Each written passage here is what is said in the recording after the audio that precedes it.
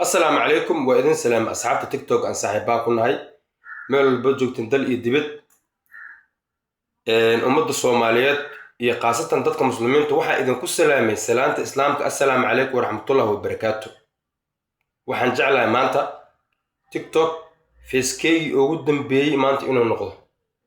walaalayaal waxaan rabaa inaan u wareegto YouTube na kulley waa ogtihiin mobile lagu duubi karo oo dhowr muuqaal oo mobile ku duuban dhigay qaabna ma laha horta muuqaalka duu soo gaar iyo share gareey waxaa macquul adiga inaad kaamirada garab ugu siin karin laakiin qof kale oo Soomaali ah qofka kale oo walaalka Soomaali horumarkiisa jecel inuu kaamiradan asgarab ugu siiya macquul ah marka muuqaalkeega duu soo gaar iyo si share gareey TikTok waxaan rabaa maanta halka inaan ku soo afjaro kaamirooyinka meesha idin ka muuqdo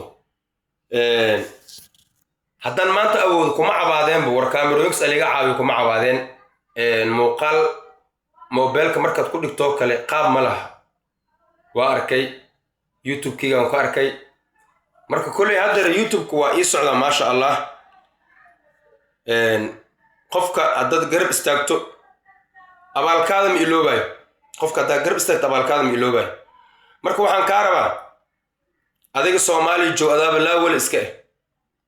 adaaba surfi iska انت اصحان ادي او سمينيس maxaa video la ii share garay meel dheer ii gaarsi intaas la adi mujada ii samee hadaa share gareys mujada intaas aad wax ugu qabatay adoo la wala waxbi qabaneen hadaa video-gu daawatad si dhafta xasidniman kulay u arkaa taas muuqaalkayga dug soo gaarsi share garay dada TikTok caanimo iyo wax ka raadaya aniga caanimo hadis ilaahay yiraahdo ilaahan ka raba ilaahay agtiis inaan caan ka noqdo Iran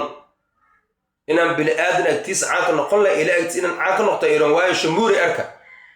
laba hal maala malin lagu gaaray xagees jawaadir la walawa tagsiga lagu koobadaya lagu laabtay macna marka walaalay muuqaalka share garay kaamirooyinkaas noo dadka dibadda joogo xasidnimada iska dhaaf kaamirooyinkaas nagu soo caawiye xabad tataa uu soo caawiye macnaha